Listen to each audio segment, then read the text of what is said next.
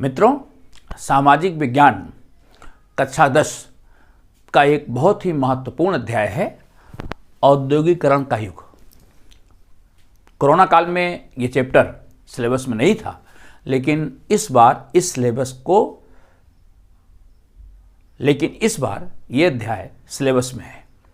बहुत से साथी हमारे कह रहे थे कि एक ऐसा अध्याय है जिसको पढ़ाने में परेशानी होती है, बच्चों को समझने में भी परेशानी होती है, तो इसमें कौन से संभावित प्रश्न हैं और उनका उत्तर कैसे लिखा जाए उस पर और सिलेबस को भी पूरा इन होल हम स्टडी करने चल रहे हैं।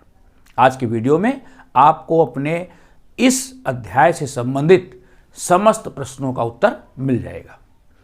आइए हम चलते हैं औद्योगिकरण के युग की यात्रा पर। जब हम औद्योगिक शब्द का प्रयोग कहीं देखते हैं या उद्योग का कहीं प्रयोग देखते हैं तो हमारे मन में एक ऐसी तस्वीर आती है कि कोई कारखाना जहां वस्तुओं का उत्पादन हो रहा हो। मतलब औद्योगिकरण का आशय एक ऐसी उत्पादन व्यवस्था से है जहां कारखाने में वस्तुओं का उत्पादन हो रहा हो। अगर हम औद्योगिक मजदूर कहते हैं तो इसका अर्थ है कि ऐसे मजदूर जो उद्योगों में काम करते हैं। तो इस विषय को आप समझ लीजिए कि औद्योगिकरण से पहले भी वस्तुओं का उत्पादन होता था। उस समय भी वस्तुएं बनती थी। उन वस्तुओं का उत्पादन कुटीर उद्योगों में हस्तशिल्पी किया करते थे। अच्छा, उनका व्यापार भी होता था। ये उत्पादन स्थानीय आवश्यकता को तो पूरा करता ही था, साथ ही साथ अन्य स्थानों पर भी व्यापारी इसका व्यापार भी करते थे। जैसे यूरोप के संबंध में अगर हम देखें तो यूरोप में 17वीं और 18वीं शताब्दी में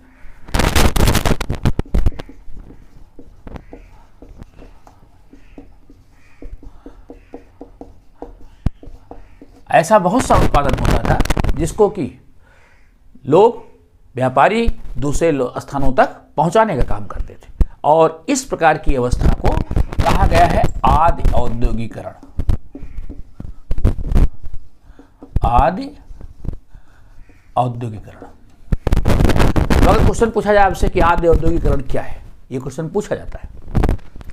आदि औद्योगिकरण से क्या आशय है? वो अवस्था जब वस्तुओं का उत्पादन कारखानों में नहीं हो रहा था बल्कि हस्तशिल्पियों द्वारा हो रहा था, उस अवस्था को आदि औद्योगिकरण कहते हैं। प्राच्य का अर्थ है पूर्व। तो यूरोप से पूर्व, भूमध्य सागर से पूर्व में जो एशिया महाद्वीप हैं, उनके लिए यूरोप के लोग प्राच्य शब्द का प्रयोग करते थे। तो इस तरह अगर प्राच्य पूछा जाए तो उसको आप डिफाइन कर सकते हैं। अब हम चलते हैं, बात करते हैं कि औद्योगिकरण की जो अवस्था थी, जब वस्तुओं का उत्पादन हाथ से होता था, वो अवस्था तो हो गई आदि औद्योगिकरण। जब वस्तुओं का उत्पादन कारखानों से होने लगा, मशीनों से होने लगा, उस अवस्था को औद्योगिकरण की अवस्था कहते हैं। औद्योगिकरण कब से प्रारंभ हुआ, कहाँ प्रारंभ हुआ? औद्योगिकरण का प्रारंभ इंग्लैंड से हुआ। संसार में उद्योगों का प्रारंभ इंग्लैंड से होता है, और कब? 18वीं शताब्दी, 1780 से लेकर के 1850 सीई के बीच जो वस्तुओं का उत्पादन कारखानों से, मशीनों से होने लगा, इस अवस्था को औद्योगिकरण की प्रथम अवस्था कहते हैं। औद्योगिकरण को दो भागों में बांटते हैं, प्रथम औद्योगिक क्रांति और द्वितीय औद्योगिक क्रांति। तो प्रथम औद्योगिक क्रांति 1780 से 1850 के दशक में, और उसके बाद 1850 के बाद जो उद्योगों का विकास हुआ उसको द्वितीय औद्योगिक क्रांति कहते हैं। इनमें दोनों में अंतर क्या, जरा इस बात को बारीकी कुछ समझ लीजिए। जो प्रथम औद्योगिक क्रांति है, जो औद्योगिक क्रांति का पहला चरण है, इस चरण में मुख्य रूप से कपास, लौह उत्पादन,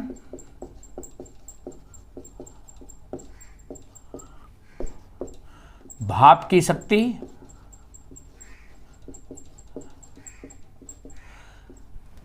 इन क्षेत्रों में विकास हुआ। खनन क्षेत्र में विकास हुआ।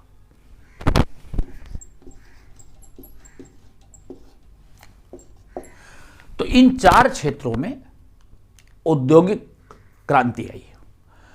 कपास वो पहला क्षेत्र था सूती वस्त्र का उत्पादन, जिसमें कारखानों में वस्तुओं का उत्पादन होने लगा, वस्त्रों का उत्पादन हुआ, मशीनों का प्रयोग चालू हुआ। तो औद्योगिक क्रांति के प्रथम चरण में सबसे पहले विकास किस क्षेत्र में आया? सूती वस्त्र उद्योग में।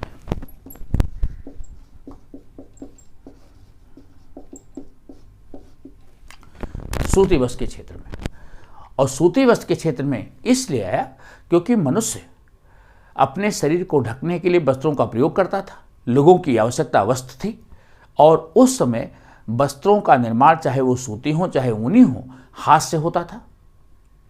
सूत के लिए ऊन या कपास को तैयार किया जाता था और उसके बाद उसको हाथ से काट करके बुनकर उसकी बुनाई करते थे। बहुत टाइम टेकिंग जॉब था और समय बहुत लगता था, साथ साथ परिश्रम भी बहुत लगता था। तो मनुष्य ने सोचा कि कोई ऐसी तरकीब विकसित की जाए जिससे कि सूती या ऊनी वस्त्रों को बुनना आसान हो जाए, सूत काटना आसान हो जाए। इसलिए सबसे पहले सूती वस्त्र उद्योग के क्षेत्र में ये प्रयास किया गया।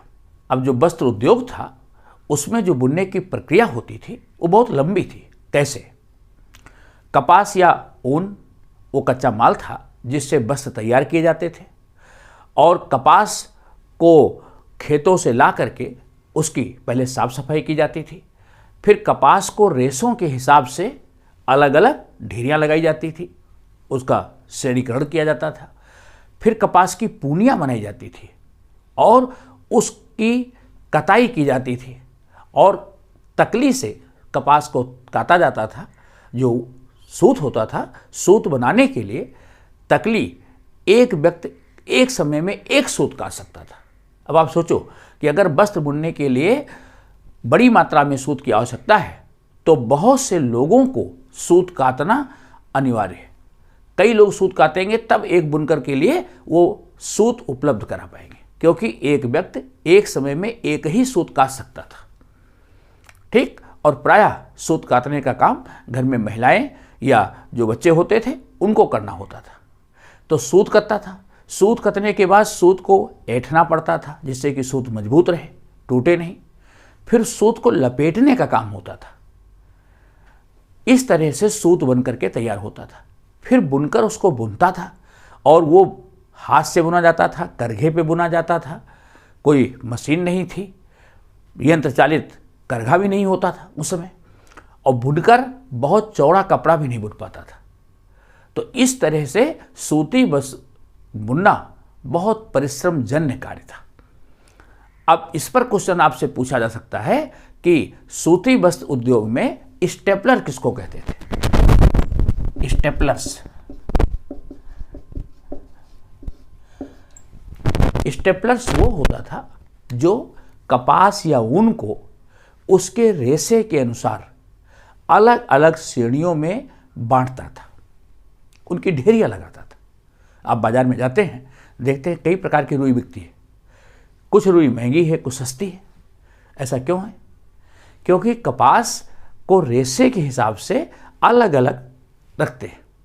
तो जो अच्छी किस्म की रुई है, जिससे अच्छा वस्त्र बुना जा सकता है, उसके दाम अधिक है। जो उतनी अच्छी किस्म के नहीं है, उसके मूल्य कम है। तो कपास को या ऊन को रेशे के हिसाब से अलग करने वाला स्टेपलर्स कहलाता था। फुलर्स किसे कहते थे?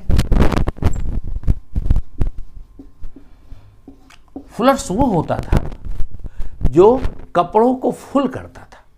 कपड़ा बुनने के बाद कपड़े को चुन्नटों के हिसाब से उसको समेटने का काम फुलर्स किया करते थे, और उसके बाद कपड़ा जाता था रंगसाज के पास, जहां उसकी रंगाई होती थी, फिनिशिंग होती थी। तो सूत काटने वाले ने सूत काटा, बुनकर ने उसको बुना, फुलर्स ने उसको समेटा, रंगसाज ने उसको रंग रोगन किया और उसकी फिनिशिंग की। उसके बाद कपड़ा बाजार में उपलब्ध होता था। तो ये प्रक्रिया थी। फुलर्स आप समझ गए होंगे। कार्डिंग क्या है? ये क्वेश्चन पूछा जा सकता है कि कार्डिंग किसे कहते हैं? कार्डिंग वो प्रक्रिया है जिसमें कपास या ऊन को सूत बनाने के लिए तैयार किया जाता है। मैंने बताया कि जब कपास आती थी या ऊन आता था तो उसको स्टेपलर्स अलग कर देता था रेशे के अनुसार, फिर उसकी पूनियाँ बनाई जाती थी और उन पूनियों को तकली पर काटने के लिए कताई चालू की जाती थी। तो कार्डिंग, सूत काटने से पहले वो प्रक्रिया जिससे कि कपास या ऊन को कताई के लिए तैयार किया जाता था, वो कार्डिंग है। आपसे क्वेश्चन पूछा जाएगा कि सूती वस्त्र बुनने से पूर्व 3 प्रक्रियाएं कौन सी होती थी। तो पहली तो कार्डिंग, जब सूत या ऊन को वस्त्र बुनने के लिए तैयार किया जाता था। उसके बाद सूत काटा जाता था, कताई, सूत की कताई होती थी। फिर कतने के बाद उसको ऐंठना और लपेटना, ऐंठना व लपेटना। सूत के ऊपर ऐंठन लगाई जाती थी जिससे कि सूत मजबूत रहे और उसके बाद फिर उसको लपेट करके अच्छे से नलकी का रूप दिया जाता था जिससे कि सूत उलझे नहीं। इस प्रकार सूत बुनने से पूर्व ये 3 प्रक्रियाएं की जाती थी। ओके, अब इसके बाद क्वेश्चन आ सकता है कि जो सूती वस्त्र उत्पादन चालू हुआ उसके जो विभिन्न चरण हैं उनका कैसे विकास हुआ। तो सूती वस्त्र जब बुनना चालू हुआ तो शुरू में हथकरघे थे, जो हस्तशिल्पी थे वो उनको चलाते थे और ऐसे करघे मनुष्य के श्रम से चलते थे। ज़्यादा चौड़ा कपड़ा बुन नहीं पाता था, बुनकर जितना उसका हाथ अपने चारों तरफ फैलता था उतना चौड़ा कपड़ा वो बुन लेता था। सकरे करघे हुआ करते थे। तो सबसे पहले तो सूत काटने की एक समस्या थी कि सूत को ज़्यादा से ज़्यादा कताई कैसे हो। इस क्षेत्र में पहला जो योगदान था 1733 में मिस्टर जॉन के, इन्होंने पुली और रस्सियों के सहारे चलने वाले एक ऐसे यंत्र का आविष्कार किया जिसको फ्लाइंग शटल कहा गया, उड़न तुली या फ्लाइंग शटल। ये पुली और रस्सियों के सहारे चलता था। इससे चौड़ा कपड़ा बुनना आसान हो गया। जो अभी तक कपड़ा चौड़ा नहीं बुन पाता था, अब चौड़ा कपड़ा इससे बुना जाने लगा। तो जानके का योगदान ये था।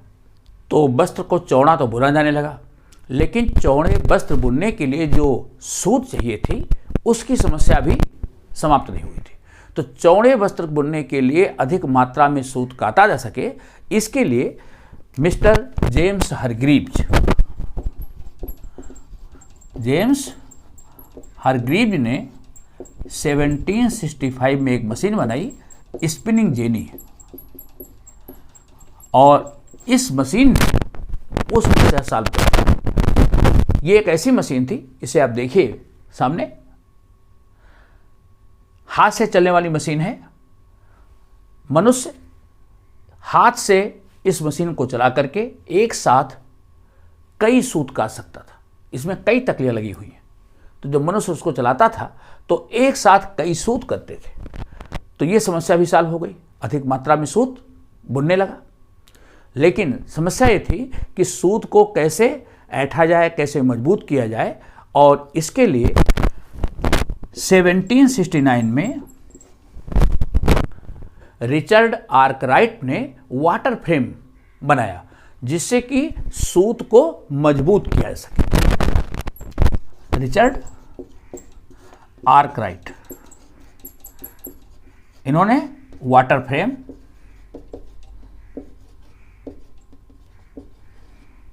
फ्रेम बनाया जिसमें कपास और लिनेन दोनों को मिला करके सूत बनाया जाता था और मजबूत सूत बनता था। इसी प्रकार सैमुअल क्रॉम्पटन ने 1769 में सैमुअल क्रॉम्पटन ने म्यूल बना दिया और उस म्यूल में सूती धागे को ही इतना मजबूत बनाया गया कि वो टूटता नहीं था।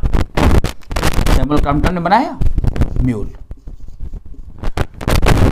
और आगे चल करके फिर 1787 में एडमंड कार्टराइट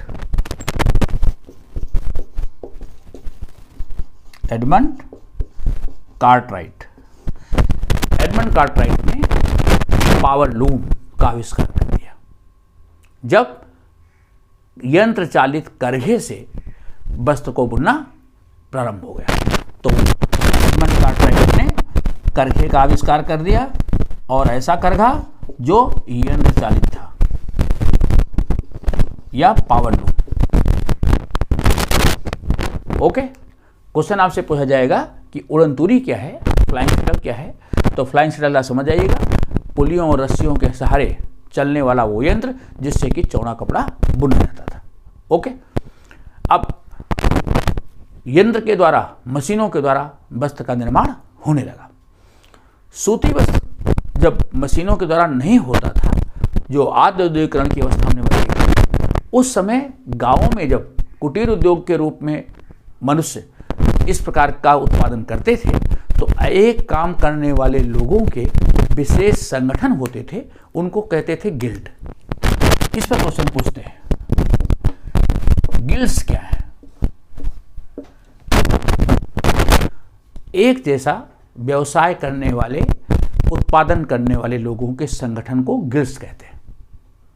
तो जो उत्पादन करने वाले लोग होते थे वो अपने आप संगठित होते थे, और गिल्ड के लोगों का ये काम था कि आने वाली जनरेशन को अपने काम का प्रशिक्षण देना, बाहरी व्यक्तियों को अपने गिल्ड में आने से रोकना, गिल्ड के द्वारा उत्पादन किए जा रहे वस्तुओं का सही मूल्य मिले, उनको कच्चा माल उपलब्ध होता रहे और दूसरे लोग उनको परेशान न करें।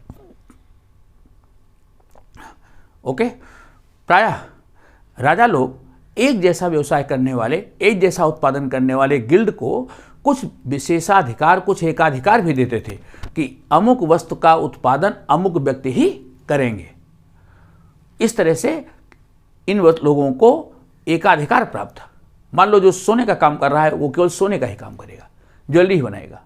कोई वस्त्र बुनना है तो बुनकर वस्त्र ही बुनेंगे। तो इस प्रकार 17वीं और 18वीं शताब्दी में जो गिल्ड्स थे वो काफ़ी ताकतवर थे, और शहरों में जो गिल्ड्स थे वो इतने ताकतवर थे कि नए व्यापारियों को वो सामान भी नहीं देते थे। और यही कारण था कि 17वीं और 18वीं शताब्दी में यूरोप में बहुत से व्यापारी गांवों की ओर गए, और गांव में जो हस्तशिल्पी रह रहे थे उनको उन्होंने एडवांस पैसा दिया, और उनके द्वारा जो उत्पन्न सामान था, उनके द्वारा जो उत्पादित सामान था, उसको ला करके वो दूर दूर स्थानों पर जा करके बेचते थे। ओके, गांवों में भी जो इस प्रकार के हस्तशिल्पी थे उनका 17वीं 18वीं शताब्दी में ज़्यादा विकास हुआ। इस तरह से क्वेश्चन पूछते हैं कि 17वीं और 18वीं शताब्दी में यूरोप में जो व्यापारी थे वो गांवों की ओर क्यों गए? तो पहला, शहरी क्षेत्र में गिल्ड्स काफ़ी ताकतवर थे, वो नए व्यापारियों को सामान नहीं दे रहे थे। दूसरा, जो व्यापारी थे वो सामान लेने के लिए जो दूर दराज के क्षेत्र थे, गांव थे, जहाँ के हस्तशिल्पी रह रहे थे, उनसे जाकर के सामान लाने लगे और व्यापार करने लगे।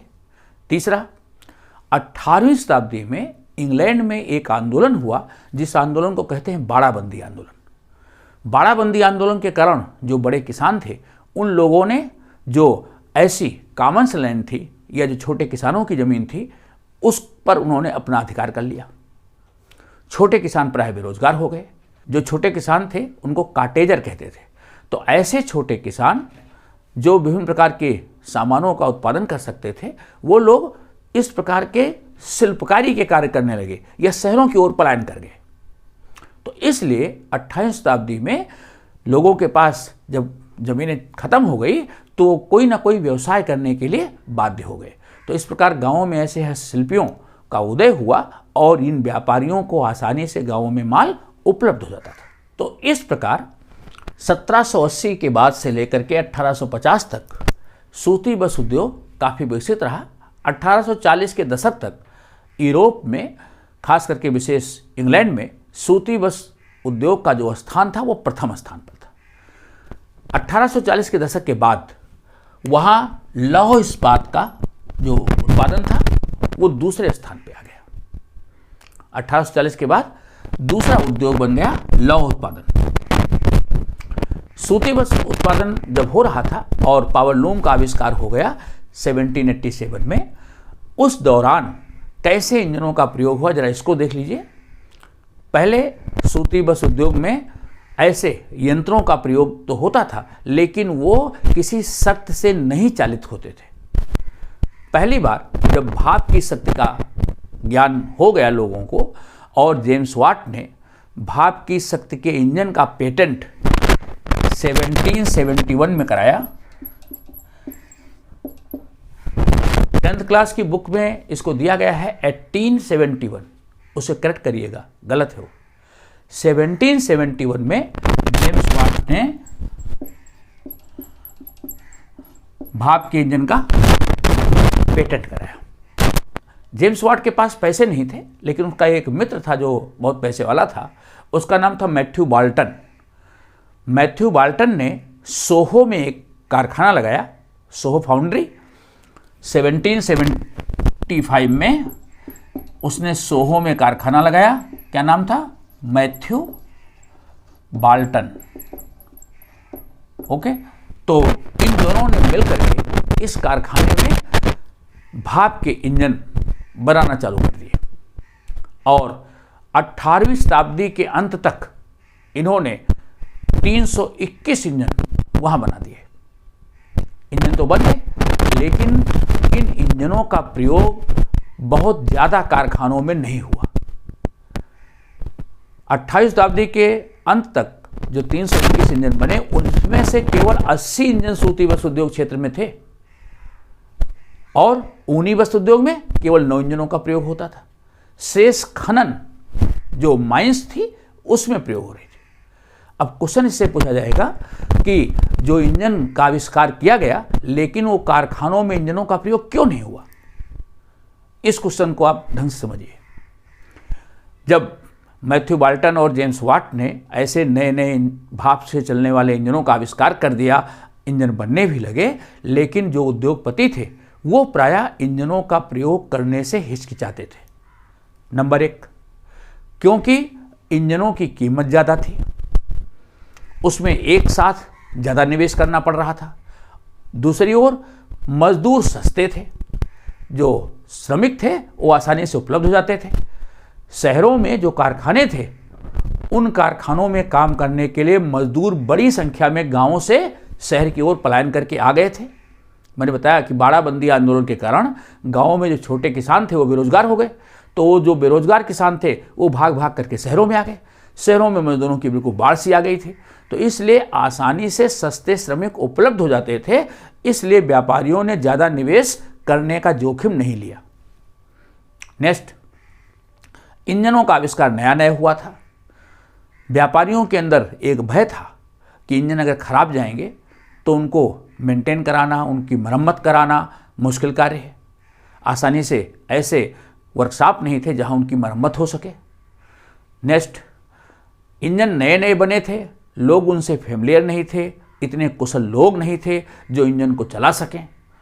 इसलिए लोगों के अंदर ऐसी स्किल का न होना, बहुत बड़ी संख्या में निवेश होना, इंजनों से एक भय कि खराब हो जाएंगे, उनकी मरम्मत कहाँ होगी, और आसानी से मजदूरों की उपलब्धता, ये विशेष कारण थे जिसकी वजह से इंजनों का प्रयोग शुरू में कारखानों में नहीं हुआ। ओके, अच्छा, यूरोप में एक और ट्रेंड था। जो कारखानों में बनी हुई वस्तुएं थी वो प्रायः कम बिकती थी। हाथ से बने हुए सामान को यूरोप में लोग ज़्यादा पसंद करते थे। तो एक क्वेश्चन इस चैप्टर में पूछा जाता है कि यूरोप में हाथ से बनी हुई वस्तुओं का प्रयोग जो लोग थे वो ज़्यादा क्यों करते थे, या हाथ से बनी हुई वस्तुओं की मांग ज़्यादा क्यों थी?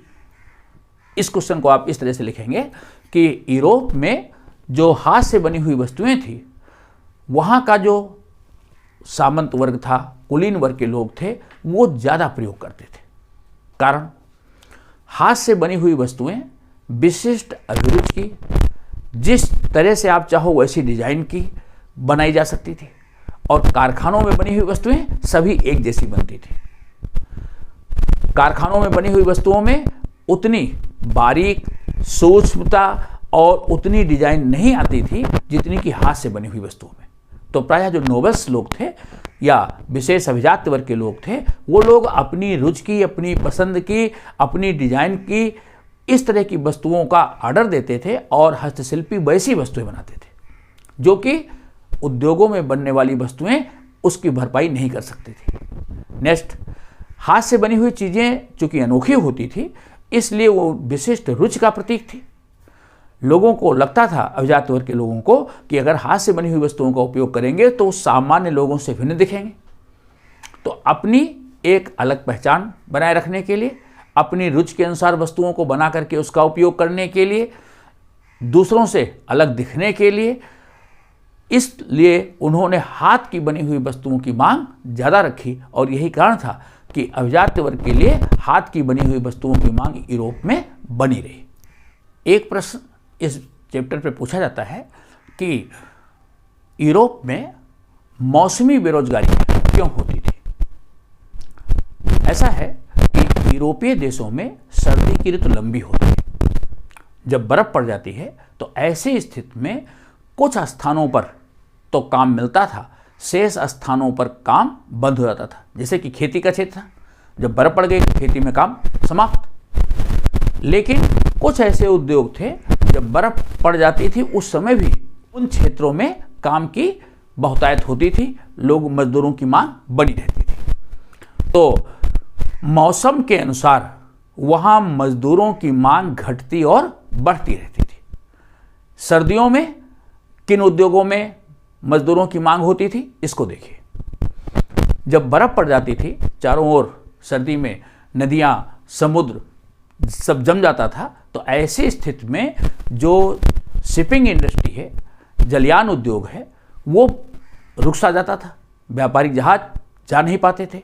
तो सर्दियों का उपयोग जहाज उद्योग क्षेत्र में जहाज़ों की मरम्मत, रंग रोगन, इसके काम में प्रयोग होता था। तो ऐसे क्षेत्र में जो जहाजरानी क्षेत्र है, वहाँ पर मजदूरों की मांग सर्दियों में रहती थी। सर्दियों में जहाज़ों की मरम्मत आदि का काम होता था, तो उस क्षेत्र में मजदूरों की डिमांड रहती थी। दूसरा क्षेत्र था जो ऐसे शराब घर थे। सर्दियों में लोग अपने आप को गर्म रखने के लिए शराब घरों में जाते थे। तो शराब घरों में जो वेटर्स होते थे, जो शराब परोसते थे, उस काम के लिए भी लोग चाहिए थे। तो शराब घरों में वेटर्स के काम के लिए मांग रहती थी मजदूरों की। और तीसरा क्षेत्र था प्रिंटिंग क्षेत्र। दिसंबर में क्रिसमस का त्यौहार होता था। तो क्रिसमस के त्यौहार के समय में उस समय कार्ड देने का रिवाज था, क्रिसमस कार्ड छपते थे। तो प्रिंटिंग एक ऐसा क्षेत्र था जिसमें क्रिसमस आने से पहले बड़े पैमाने पर कार्डों को प्रिंट किया जाता था और इसलिए मजदूरों की डिमांड रहती थी। तो ये तीन क्षेत्र ऐसे हैं जिसमें सर्दियों में मजदूरों की मांग ज़्यादा हो जाती थी। ओके, उस समय यूरोप में जब औद्योगिकरण हुआ तो मजदूरों की स्थिति क्या थी, ये क्वेश्चन पूछते हैं। 17वीं 18वीं शताब्दी में जब औद्योगिक विकास हुआ तो मजदूर बड़ी संख्या में गांवों से भाग भाग करके शहरों में आने लगे। बड़ा बंदी आंदोलन हो चुका था, गांव में रोजगार था नहीं।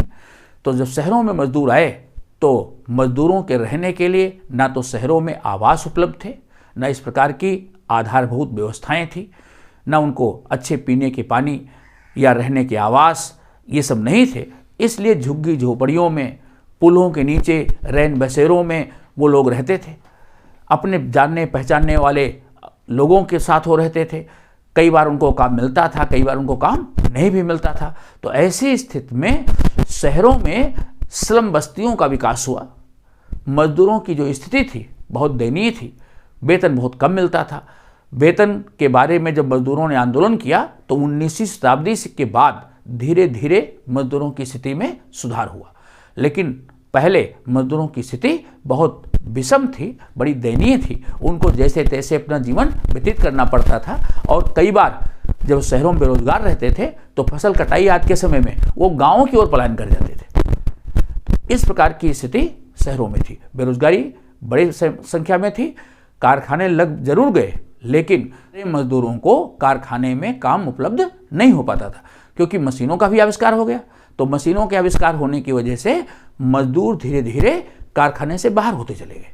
अगर आपसे ऐसा क्वेश्चन पूछा जाता है कि 19वीं शताब्दी में यूरोप में, खास करके इंग्लैंड में, किन क्षेत्रों में विकास हुआ और मजदूरों को किन क्षेत्रों में काम मिला, तो 1840 के दशक के बाद जब लंदन आदि बड़े शहरों का विकास हुआ तो रेलवे का विकास चालू हो गया।